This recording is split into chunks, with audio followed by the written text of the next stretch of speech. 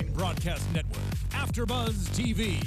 Over 20 million weekly downloads in over 150 countries, and your number one source for after-show entertainment.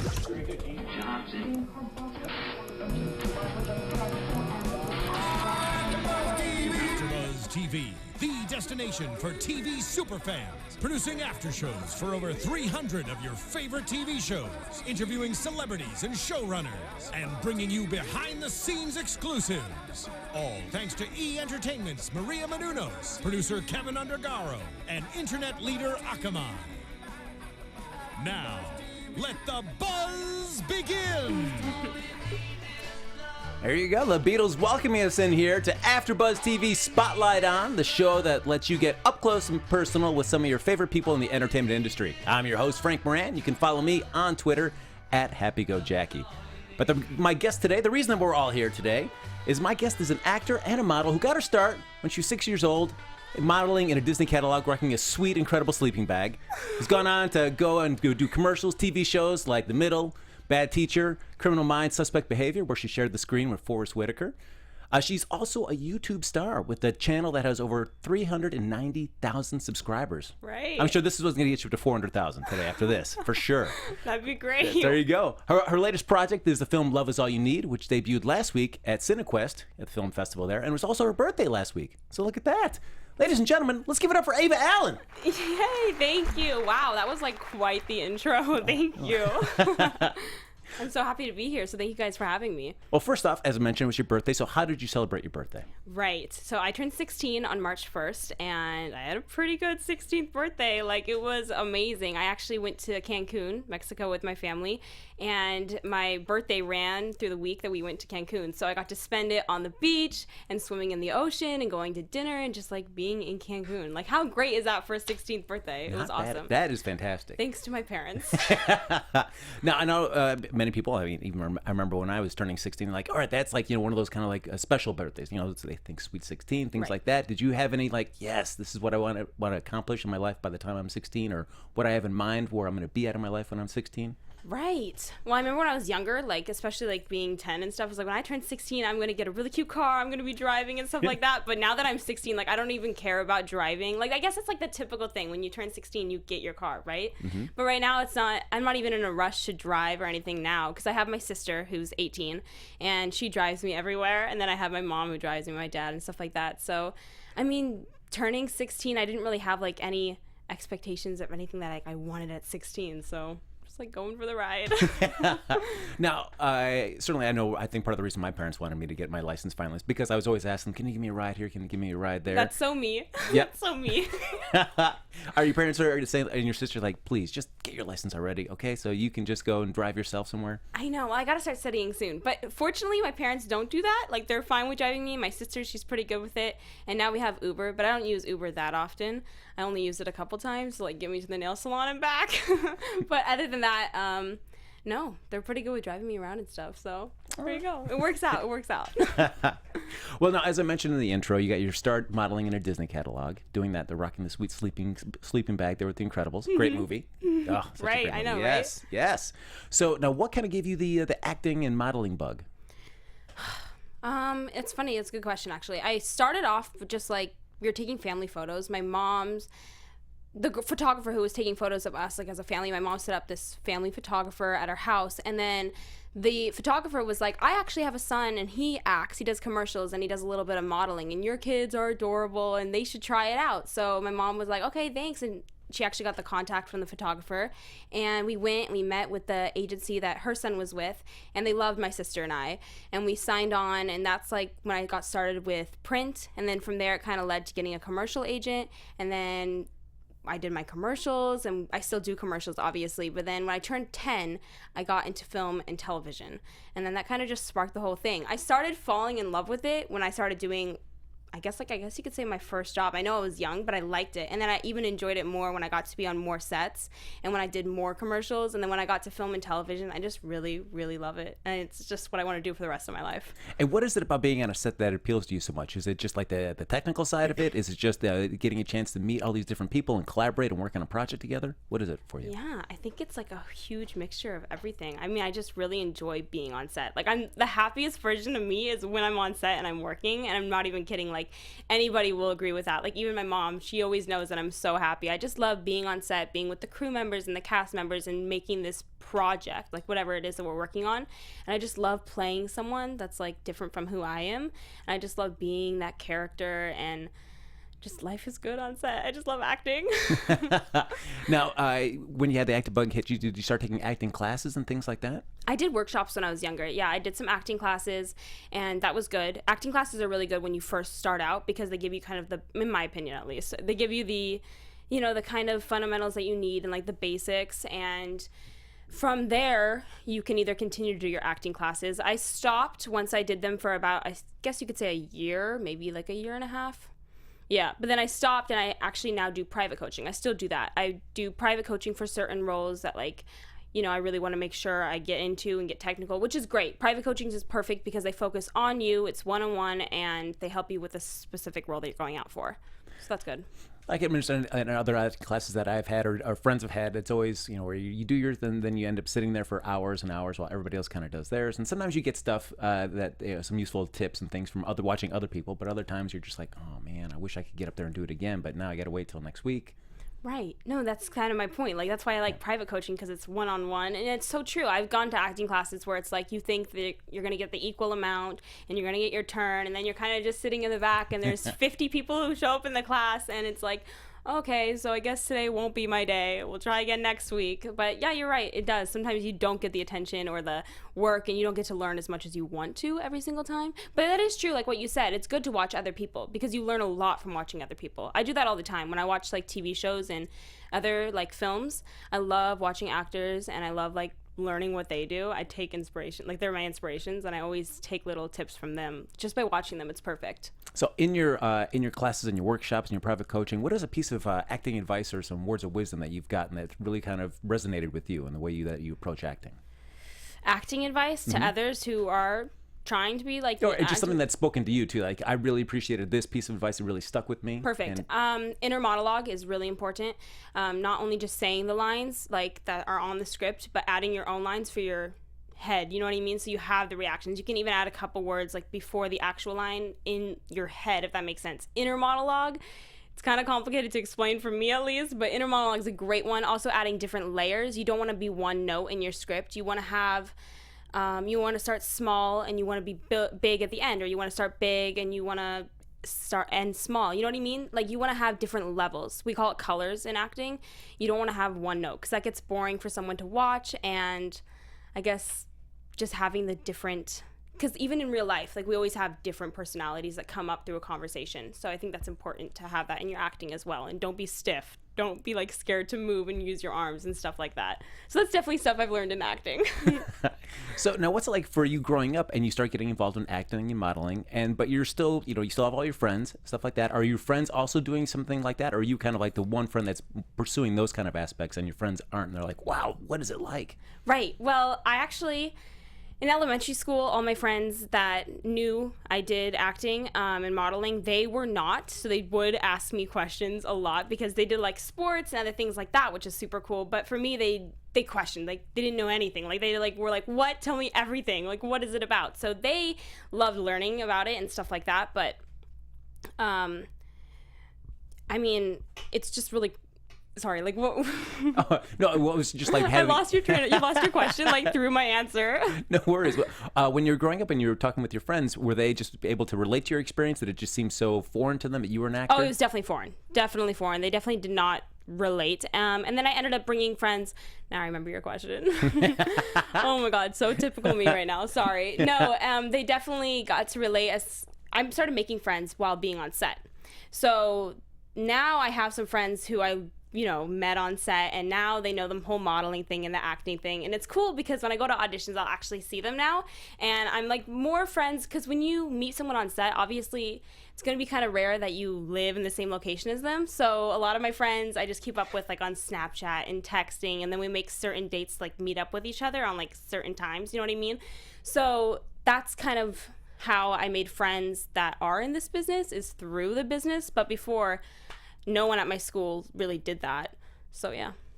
I have to admit, it's great to have the way that social media is right now, because it does allow to be able to have those long distance relationships in such a way than like, oh, I promise I'll write you back in the old days when we'd have to write with pen and paper.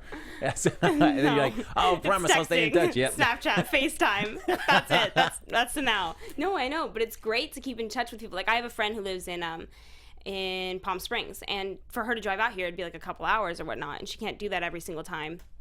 Just to hang out with me for an hour, or to go get lunch, or go, to the movies, whatever it is. So I talk to her a lot, like through Snapchat or just texting, and Instagram, Facebook, FaceTime, all of that. And then I have a friend in Florida, and we did like a lot of Skype with her. So that's good. You know what I mean? It's like good to have Skype and FaceTime and stuff like that to keep in touch with people that way. Absolutely. Now, speaking of Instagram, just seeing a couple of sweet photos that you have there on your Instagram. There's one with your dog with a pile of donuts. Oh, that wasn't my dog. Was this one your dog? No, okay. It wasn't my dog. Wasn't your dog? That was a photo that I found online, and I was like, I'm posting this. That's literally me. No, I wish that was my dog. I wish I could do that with my dog. I have a dog, but if I were to like set him up and stick donuts on him like that dog did, it wouldn't end well. My dog would run. But it's so funny you saw that photo. I know, it's so cute. It is. So it's cute. like, I can only imagine. I want to see what happened right after that photo was taken to the dog. Does he eat the donuts? Does he just freak out? Does he run around? I don't know. I think he probably ate some of the donuts. Yeah. His face already looked like he ate some of the donuts. Like he was chilling. Well, speaking of donuts, you do have your YouTube channel. So I was perusing around there. You've got that sweet do-it-yourself insane milkshakes. Yeah.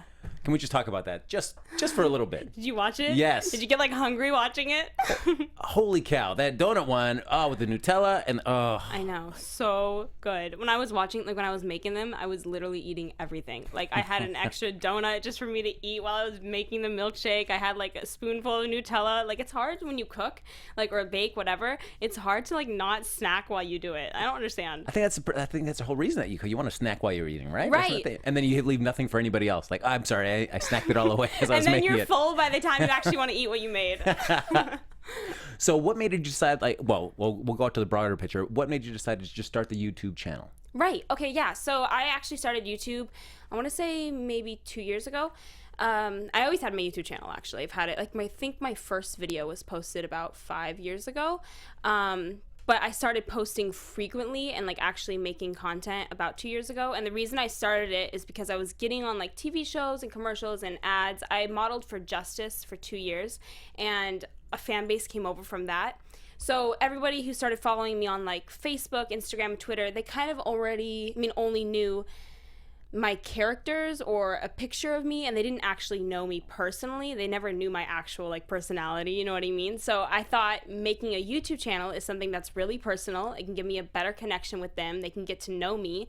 And the reason I decided to do makeup and fashion and lifestyle DIY videos is because I'm a girl. Obviously, I love like makeup and fashion and all that stuff, and it's something that relates to me. It's something that I can talk about and elaborate on and find joy in. So that's why I made that type of channel, and that's why I made it, to have like a better connection with them and for them to get to know me personally. Well, yeah, no, you did some of the videos like when you reached 200,000 subscribers. You did the 50 random facts about you. So right, yeah, really just being. You do your research. Yes, wow. Of course. Yeah, do those deep dives into Ava Allan there.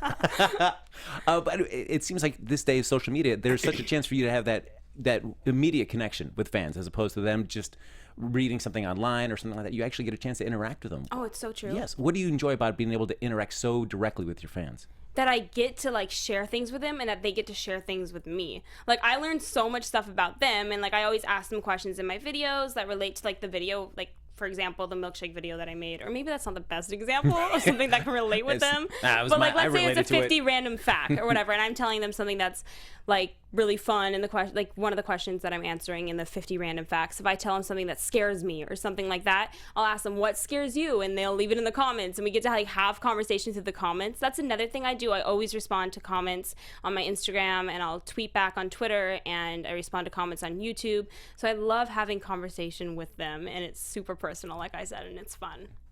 All right, let's get back to this donuts real quick. Okay. And these milkshakes, because they were insane. So you decide, like, hey, I've seen these because they're Australian. I guess that's what you're saying in your video. Yeah. Yes. So that you say, all right, I got to see if I can replicate these. Mm-hmm. So have you? How do you break that down? When you see something online, or you see a video, or you see a picture, like, and you decide, like, all right, I'm gonna try to replicate these things. Right. What's your process? Well, I probably didn't do the best job at replicating them. I mean, I'm sure the inside of the milkshake probably has like 1,000 ingredients. Like, they probably have like, I don't know, donuts and Nutella and all this stuff like inside. Me, I kept it pretty simple. I was like ice cream and put some chocolate sauce in there, and that will be your base. And then you just got to decorate it. So basically, when I was decorating it, I was like going step by step. Have you seen the actual pictures of the milkshakes? I have not. Oh, you should. You should see them. And then mine looked pretty weak compared to them, but I tried. They were phenomenal. They were phenomenal. They were really cool, though. I mean, I was just like, okay, so they have a donut on top of theirs, so I'm going to do a donut on top of mine. And then you think, like, you know, on the donut one, I ringed it with, like, sprinkles. I was like, so how am I going to do that? So I put Nutella on the ring, and, like, you just kind of, you know, step by step. It's a do-it-yourself shake, so you just have to go through all the steps. And then I write it down, so that way I don't forget anything at the grocery store. Because if I don't write it down, I'll come home and I'll start filming. I'll be like, dang it, I don't have this. So now, what's it like? You're saying you're filming it at home. So what's it like? You come home with all these ingredients there. How are your parents and your sister reacting when all of a sudden you're loading up this shop? All right, I gotta, guys, give me the kitchen for a while. I need to be doing this video. Right. So I try to film like these kind of videos, like the DIY cooking videos in the mornings or like before dinner time. That way, if my mom's cooking that night, then she'll have the kitchen so she can cook. Because it takes me, cooking videos are the longest for me to take, like the tape, because they take a while and you want to make sure you get all different like angles and stuff like that. So doing a cooking video takes about 2 hours, I would say. And that was only for 3 shakes. So it's kind of a long time in my opinion, but pretty much my mom helps me go to the grocery store, and she helps me pick out everything that I need. Like, I'll be like, Mom, I need sprinkles. She'll be like, here. Because she knows the grocery store better than I do, obviously. So she helps me with that. And then my sister, when she knows that I'm about to film this, like, milkshake video, she gets really excited. She's like, I have to try every single one. Same with my dad. Like, so I actually saved all the shakes at the end, and I put them, like, in the fridge and stuff, so we all got to try them at the end. It was really good. Oof, wow, they're so good. So they're pretty happy. Yes. They're like, you're making us food? Yeah, go ahead. Kitchen's yours. Nobody's going to complain about getting a free meal. Exactly. That's for sure. Absolutely. Free dessert. Perfect. One other thing I want to talk about in your that I really liked about your 50 random facts is that you dropped your Big Brother fan. Oh my God, yeah. Yes. I love it. I don't even remember what I said in that 50 Random Fact video. It was a while ago, but obviously I brought up Big Brother. Yes. All right. So quickly, I love Big Brother as well. So you get put in the house. What is your strategy? Are you somebody that's going to immediately try to form an alliance with everybody? No. Or are you just going to kind of be, just going to keep to yourself, kind of keep quiet, and then kind of emerge at the end? Oh my God, I never thought about this. Imagine me on Big Brother. I'd probably get sent home first. No. I think you have to be pretty wacko to get sent home first. Yeah, that always seems like the one that's just, usually the weirdo is like, all right, we got to get rid of Or this they guy. make it all the way to the end, and it's like, why are they not taking them out of the Yes. house? No, but okay, so I guess I wouldn't do an alliance right away because it's kind of, I don't know, that's kind of too quick, and then people can start to question, like, why are they, like, trying to get an alliance so quickly? I guess I would try to friend everyone, so everyone would think that I'm, like, the nice, like, friendly one, want to be on your side, and then maybe towards the beginning, but not right at the beginning, I would form, like, small alliances, and I would try to pick people with strong aspects. Like, if there was, like, a guy on the show who's really, like, muscular or something like that, I'd be like, oh, I pick you because you're really good for, like, muscular, like, strong strength competitions. Then I pick someone who's really smart for, like, all of the brain competitions and stuff like that. So I'd try to do an alliance that have different qualities to the alliance, you know what I mean? Yeah, I mean, when you think like somebody like a legend, like Dr. Will, the way that he ran the game, where he was just upfront, where he would just tell everybody that I'm lying to you, you cannot trust me. Oh yeah, I remember that. Yeah, and he makes it all the way to the end, and he wins the game just because everybody else, the way they acted around that, they just let him go through the game. It was, right.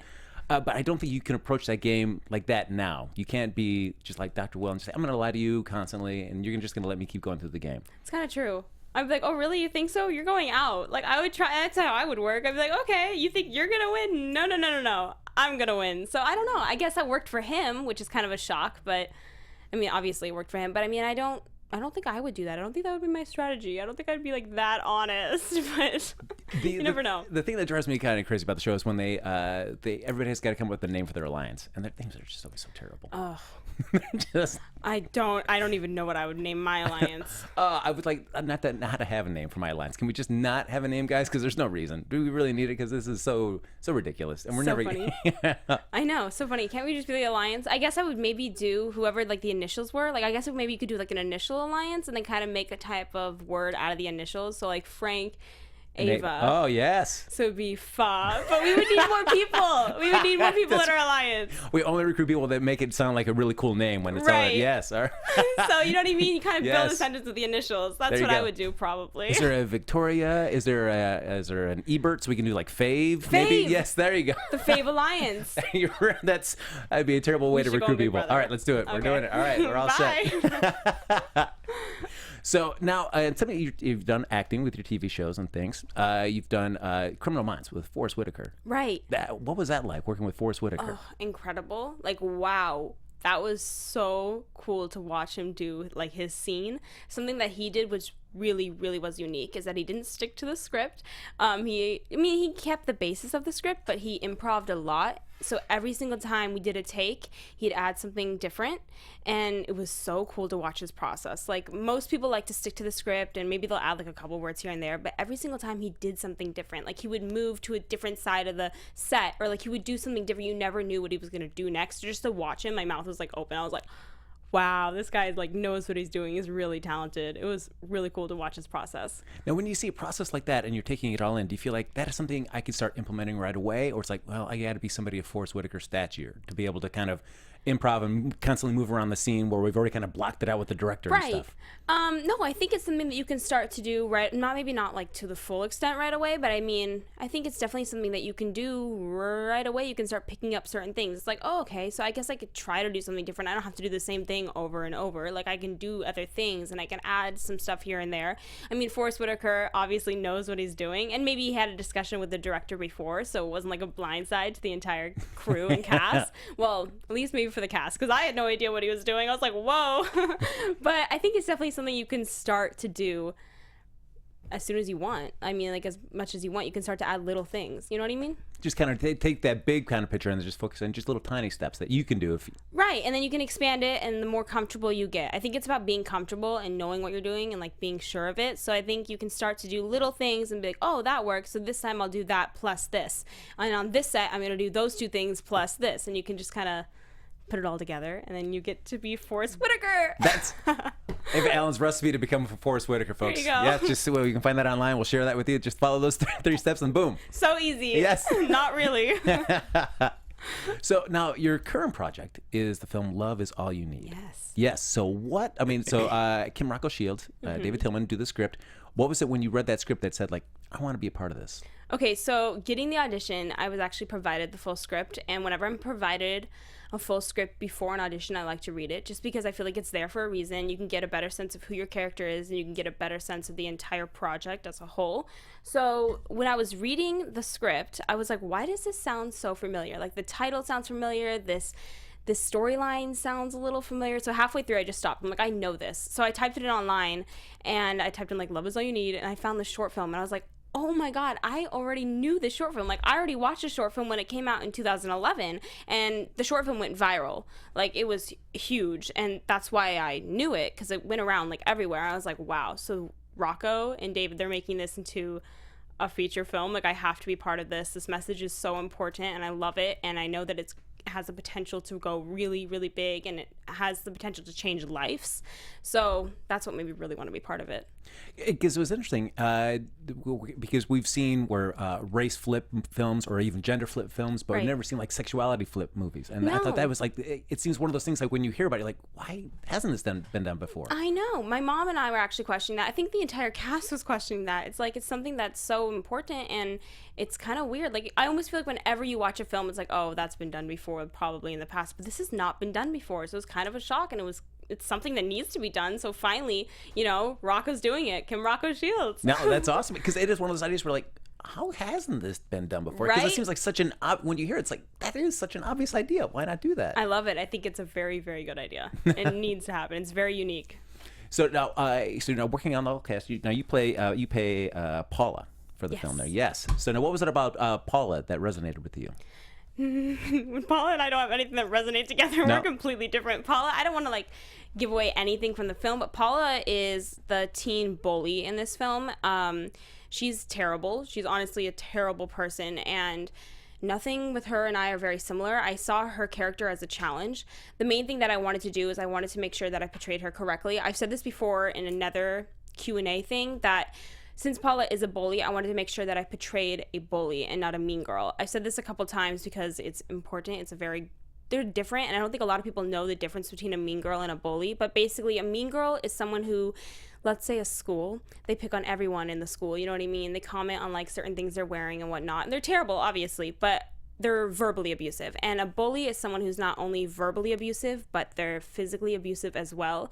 And they don't pick on everyone. They pick on one, maybe two people, and they just zone in on that person, and they're brutal. Like, bullies are tough. They're physically, like, really physically aggressive, and they're hands-on, and they're just mean. Like, they're just really, really bad people, and I hate it. So that's what I wanted to make sure with Paula that I did, that I portrayed her correctly, that I saw what made her tick, and that's Paula Santilli. That's right. Now, but like a monster isn't a monster 24 hours out of the day. Even for somebody that's a monster, there's something about their life that they love, that they care about. Right. So for you, how was it trying to like make sure that you're portraying this bully, trying to get that aspect as well, but also were you like, I need to at least have some sort of humanization to this, so it's not just a one note, like stereotypical, like, oh. No, true. In the movie, you'll see that most of the time she is just brutal, but obviously no one, like you said, no one is a monster 24/7.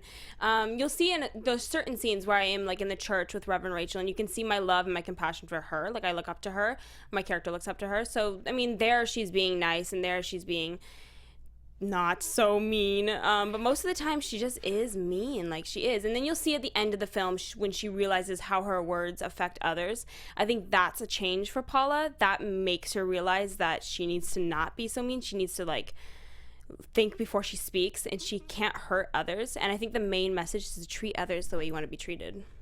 Now, since Kim and or Rocco, I guess everyone calls her Rocco. Rocco and David, they've done this as a short that went viral, but now they're actually getting a chance to do the full film. Was there time for collaboration with this, or was it pretty much that they had everything kind of blowing it from a short to a full-length feature film, that they had like, now we know exactly how we want to do it, just follow the script, it's all you need right there for that? Or there were moments where like, hey, Ava, what do you think? Do you have an idea or a moment for this character?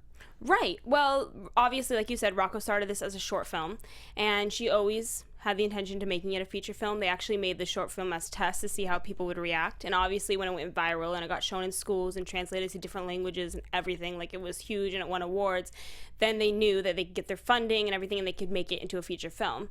What's really cool about Rocco as a director, some directors, you know, are different. Some directors like you to stick to the script and just like you to do as the writer wrote it and stuff like that. But what was cool about Rocco, and maybe this is part because she was like part of the writing, but what was cool is her as a director, she did allow the actors to improv and to add different words that they wanted to in like different takes. So we actually did a couple different takes for every scene where we were saying different things.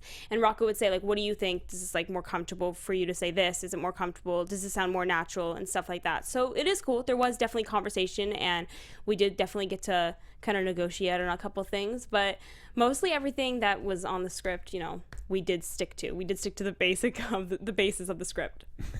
Now, as you're saying, you went in for the audition for this, and you recognized the film, and you'd already seen it, and you thought it was such an important message. How does that just affect you when you actually get something that you're certainly passionate about and really want to be a part of, that you get the call like, Ava, we want you on board on this film? I mean, what's the reaction? Well, honestly, I'm going to be honest with you. I was incredibly shocked when I booked this. I left the audition thinking that I wasn't going to book it. And the reason is because when I went into the audition, I actually got stopped one time because there was like someone talking in the other room. So then the cast director, Lindsay, she had to get up and she had to shut the door. And I was like, oh, okay. So then we had to restart the scene. And then I stumbled a couple times on my lines. And I was like, oh, no. So then I left and I wasn't feeling very confident. And my mom was like, how did you do? And I was like, I don't know. I mean, I think I did great. She said, great job, but I don't feel 100% confident. I feel like I could have done, like, I feel like I shouldn't have messed up my lines or whatever. But 3 weeks later went by and I already forgot about it. Like, I was not thinking about it anymore. I was done. I moved on. I was like, I didn't get a call back, because usually in acting you get a call back within like a week, or you get like to meet with the producers or the director, or you do, tests, whatever. But 3 weeks went by. I didn't hear anything. I thought I didn't book it, but I didn't hear anybody did book it. But I just moved on. I was on another project. I was like, it's okay. Everything happens for a reason. And then I got the call from my manager. He actually called my mom and he was like, hey, is Ava there? Can you put me on speaker? And we put him on speaker. And I was like, hi, David, my manager, David. And he was like, well, you booked the role of Paula Santilli in Love Is All You Need. And I was like, what? What? And I got so excited. I was flipping out. Obviously, I knew the project right away, and I was like thrilled. Like, I was so excited. And I called my dad, and he was like flipping out. My sister was really excited. My mom was really excited. We were all like super excited. But my initial reaction was shock. Like, I wasn't expecting it. I was like, what? It was so cool. Now, you were talking about like the film has won awards, things like that, but the teachers that have shown some of this in some parts of the country, they've actually lost their jobs because of this. Right. So what does it feel like when you see like such a controversial topic that just some of the reactions that people are getting from sharing this film? I mean, I feel like it's sad because this film, and when we say that the teachers are losing their jobs, they were showing the short film, because the feature film just had its world premiere, so it hasn't been shown anywhere. And obviously, you're not going to show a 2-hour film in a class. but the short film, I mean, when it did cause teachers to have to resign or potentially lose their jobs, it's sad. It's like really sad, because I don't feel like people are taking away the right message. Like, this message is so incredibly important, and it really shows you the effects of bullying and intolerance to others. So it's sad that teachers could get, fired for that.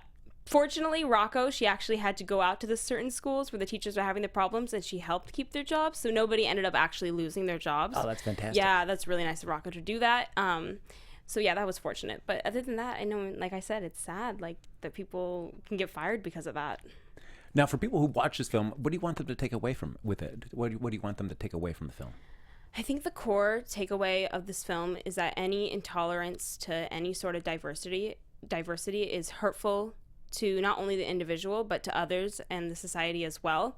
And I think also you can just say the message that so many people have heard: treat others the way you want to be treated, and love is love, and nobody should be treated differently based on who they love. Now, you were saying this message was so important to you. I mean, it's just has there been something in your past that you feel like, oh yeah, this is just a prime example that I'm so passionate about wanting to get this message out to people? Well, I think this message is just really important. You know what I mean? I mean, I feel like you said, we've had films with race and like language or appearance and stuff like that. But I think what's great about this one, and what makes me really love this, is that anybody can relate to this. Anybody can relate to love. So this message really shows you, that anybody can relate to it, any age, any gender, whatever it is. And I just love the message because it's unique, it's different, and it's something that hasn't been done before, like we talked about, and it's just something that needed to be happening, and I'm really happy that it is. Now, going into the project, I mean, you're already passionate about this kind of this mentality, this cause, but coming out of it, did you change it all? Did it expand your horizons? Did you even think about yourself like, oh, maybe there's a little bit of intolerance in me, and I got to make sure I'm a little bit more tolerant about certain things in my life as well? Well, here's the thing. I think with this film, it definitely makes people think. It definitely made me think. It made me think, imagine being the only one who liked a boy when everyone else liked boys and boys and girls and girls. You know what I mean? So that is one thing that it definitely made me think. I obviously have nothing against it, and I love everyone, and this whole entire topic is not a problem to me at all, but it definitely makes you think. It makes you think like, wow, what if I was the outcast? And I think that's the viewers who watch the film will definitely think about it as well. So that's one thing that the film made me think about. And also, I think, tolerating each other and just being polite. I think it shows you the effects of bullying. I didn't know how high the percentage of bullying was before this, so that's definitely something I learned while being on this film. And I learned that 45% of kids between the ages of 13 and 18 are bullied. They say they've been bullied by the age of 18, which is super sad. And I learned that 10% of kids who are bullied try to attempt suicide, which is terrible. And I didn't really know that it was this serious before this film. I mean, when we learn about these percentages, it's insane. And I also learned that it's really important not to be a bystander in situations of bullying and to really speak up, because when a peer steps in, 57% of the time it stops. So that's something that I learned as well. And that's really, really important to take away from this.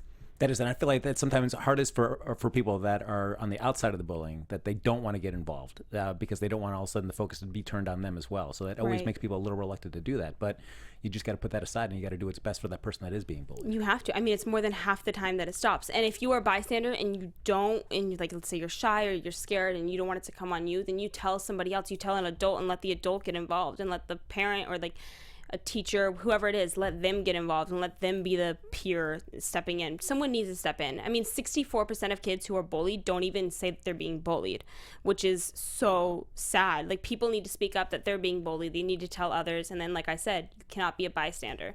You have to step in. No, hopefully you want to have that great support system that you feel like you can feel comfortable coming to anybody and sharing that with you to get help that you need. Right, exactly. I completely agree. Oh, look at that. We met on the minds for that. We look did. at that. So last week was the Cinequest debut at the film festival there. So what was that experience like for you? Cinequest was super cool. Like I said to you right before we started, Cinequest was my first time being there at a film festival. And Cinequest was so cool. Like, everyone was really nice. It was actually my first time in San Jose. San Jose is beautiful. The film showed in the California Theater. And the California Theater is beautiful. Like, the inside of it and everything. And it was amazing. Like, the entire time I was just like super excited and giddy, and like everything was my first time, like seeing myself like on a movie theater screen, and seeing myself like on the screen and doing interviews and Q&As and all of that. It was like all the first time for me, and like being at the film festival was the first time. So everything was really exciting, and Cinequest was amazing. I was really happy that I got to be there. It's not even over yet. The film shows again. Love Is All You Need shows again tomorrow. So I'll be its third time screening throughout Cinequest, which is incredible, March 9th. Oh, that's fantastic. Now, for you, what do you have coming up for yourself? Right. Well, right now I've been focusing on this film and just like working on this and everything like that. But now that this is over, I've been going out and auditioning a lot and just working and hearing back for certain projects. I have a certain things that I need to hear back on, which I'm hoping and fingers crossed for that. And, that's how this industry works. Like, you could have nothing one day and then you could have like everything on the other day. So you never know what's going to come up. And I'm just working and auditioning and hoping to hear back on those projects, hopefully. And I just did a ad from my modeling side. I did an ad for a company called Lenka, which is a purse handbag company. So that was really fun. I just shot for them, and that was amazing. I can't wait for those photos to come out. It was really cool to shoot for them. Oh, a little. Do they? Of course, you gotta take one home with you. Just to. They did give me one. That's so funny. Of course, They gave me one. It was really cool. They gave me a backpack that they make. It's like all of their purses are really incredibly nice, and the backpack that they gave me was really awesome. It was like black and white leather with like these studs, and it was really pleather, but it was like these studs on them, and it was like a cool backpack. I love wearing backpacks, so I'll be using that a lot. Let me tell you. All right, so Ava, who's your bucket list in terms of people you'd love to be able to be in a project with? Oh, easy. I would love to be in a project with Jennifer Lawrence. She's like my absolutely favorite female actress, one of them. I'd love to be in a film with or work with Margot Robbie, Bradley Cooper, Matthew McConaughey. I mean, those are just some people that I look up to, and those are definitely on my bucket list. Like, I would love to be part of a project with them for sure. Now, when you put actors like that on your bucket list, what is it about their performances that just really captivate you? They're really talented. They take on roles that are not the same. They always play different people, and they're just natural, and they're good at what they do. They're like, when you watch an actor, you never want to be like, oh, they're acting. And like, that's what I feel like with them. Like, when you watch them, you don't know, like, you forget that they're acting. Like, you really believe they're the character, and that's how you know they're doing a good job. So that's why they're like my inspirations. Now, because you said that you're always watching different actors, just like trying to see what you can learn from them. Right. So does that almost like kind of sometimes ruin the fun of watching a project because you're not really just watching it just to enjoy it for what it is? You're also just like, I want to analyze what they're doing, their performance. Well, I do both. Sometimes I just enjoy film for what it is. But I mean, I think maybe just like, since I am an actor, it comes naturally. I'll watch films and I'm like, oh, wow, that was so good. How he stopped that. Like, I do that. So, I mean, it doesn't ruin. I can't ever say it ruins it for me because for me, I find enjoyment in it. And then a lot of the times I would like to rewatch certain films. So maybe the first time I enjoy it, and then the second time I'll be like, oh, that was great, and I'll back it up. Like, let's say it's on Netflix or whatever, you can just back it up and I'll rewatch the scene again that was really good and like spoke to me and stuff like that. So It doesn't ruin the enjoyment at all. I actually like it. Now, we were talking about watching actors. You're a content creator with your YouTube channel. Have you ever thought about just stepping behind the camera and just doing your own project? Yeah, that's actually funny. I actually had this conversation before a little bit ago, but right now I love acting and I love, just acting. But directing is something that I think I could possibly be doing in the future. I don't know. I like to direct certain things, and I have visions for certain things as well. So, or maybe even writing. I don't know. I've been told that I've been really good at writing when I write essays and stuff like that. Like, my teachers have told me, they're like, oh, you're going to be a writer when you grow up. I'm like, really? But you never know. Like, you never know. So maybe directing or writing in the future. But right now, it's just acting. All right. Well, that's not bad. Why you say, oh, just acting and making awesome shakes? No, right now it's like acting. Woo! Yes, making fantastic shakes. I'm sad that you didn't bring any shakes with you. Oh, you should have told me. I know. Look at we have water. There you go. It's better for you anyways, so don't worry. Oh, and one other thing too is I know one of your other co-stars you got a chance to work up close and personal with was Shamu. Yeah. Yes. Yeah. So what was was it just basically just being at SeaWorld and doing a show, or what was the involvement there with Shamu? Because that's pretty cool. Yeah, I know. It was really cool. So SeaWorld, Owen says Shamu has a show, but no, SeaWorld has a show. It's called One Ocean.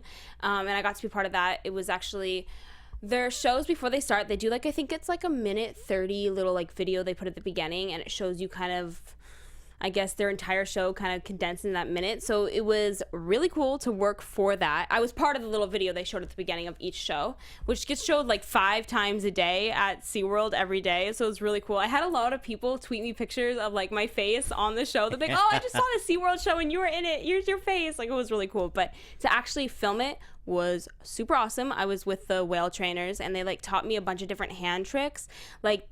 Whales are so smart. Obviously, I mean, that's pretty obvious, but they're incredibly smart. And I don't even know how they teach them these tricks. But you would do certain things and they would spin, they would blow bubbles. He could flip his tail up and down. But the glass was here and he was here and I was here. And I was imagine if this glass breaks. That was really scary because he was looking at me in my eye. I was so close to him. It was insane. It was a really cool experience. That's got to be such just an incredible moment to have that kind of connection with a creature like that. It was amazing. It was once in a lifetime for sure. But I was in awe. I was like, what? This is crazy. This is super, super cool. Oh, man, look at that. Ava Allan leading this fantastic life, making fantastic milkshakes, hanging out with famous actors. Hanging out with whales. Whales. Look at it. She does it all. All right. So, Ava, as we're getting ready to wrap up, where can they continue to follow you online? Yeah, as everybody knows already, but just remind everybody. No, of course. Yeah, I'm literally everywhere. I'm not even kidding. I'm on every social media site. I have an Instagram. It's at Ava Allan. I have a Twitter at Ava Allan. I have a Snapchat to Ava Allan Snaps. I have a Facebook page, which is Ava Allan. And then, of course, my YouTube channel, Ava Allan. But just remember that it's all A's. It's AvaAllan. People always spell my last name wrong. Really? Yeah. Oh, interesting. There's an E in there, right? Oh, it should be all A's. No? Right. It's all A's. Exactly. I know. It's funny. If I had a really crazy last name that was hard to spell, everybody would spell it right because they would be like, how do you spell that? And they would look it up. But with my last name, they always assume that it's with an E. So they just oh, we know how to spell Allen. I'm like, no, it's with an A. And can you give us a sneak peek on your what the newest YouTube video will be about? Oh, it's a Get Ready With Me video. Good question. Yeah, I actually filmed that a couple weeks ago. So I was honestly, I usually film my videos maybe a day or a day and a half before they go up, depending on my schedule. The good thing is, because my schedule's kind of hectic, so I learned to film my videos quickly. But I already knew which video was going up because I filmed this one that's going up this Saturday a couple weeks ago. So there you go. All right. Look at that. Get Ready With Me video. There you go. So get ready for it. All right. Fantastic. Thank you so much for joining us for AfterBuzz TV Spotlight On with Ava Allan. Thank you for having me. Oh, my pleasure. Absolutely. Her film, Love Is All You Need, right now is at the Cinequest Film Festival. It's going to be showing again March 9th. So if you're up there in the San Jose area, go check it out. Yes. Otherwise, Please. just keep a lookout out there as it's getting distributed there. Make sure you go see this film. It's got an important message behind it. For sure. It will be doing its film festival rounds. It will be going around to a bunch of different places, a bunch of different film festivals. So if you can't see it at Cinequest, you're going to see it somewhere else for sure. Absolutely. And then follow Ava Allan everywhere on social media to see all these great things. And just really, guys, I'm speaking from bias. I've said this too many times, but look at that insane milkshake video. It's... so good. So good. All right. Thank you. I got to make you one. That's it for this AfterBuzz TV Spotlight On. I'm your host, Frank Moran. You can follow me again there on Twitter at HappyGoJackie. And check me out with my improv team, Max, Tuesday nights at Iowa West. There you go. See you next time, everybody. Take care. Bye. From executive producers Maria Menounos, Kevin Undergaro, Phil Svitek, and the entire AfterBuzz TV staff, we would like to thank you for listening to the AfterBuzz TV network. To watch or listen to other after shows and post comments or questions, be sure to visit AfterBuzzTV.com. I'm Sir Richard Wentworth, and this has been a presentation of AfterBuzz TV. Buzz you later. The views expressed herein are those of the hosts only and do not necessarily reflect the views of AfterBuzz TV or its owners or principals.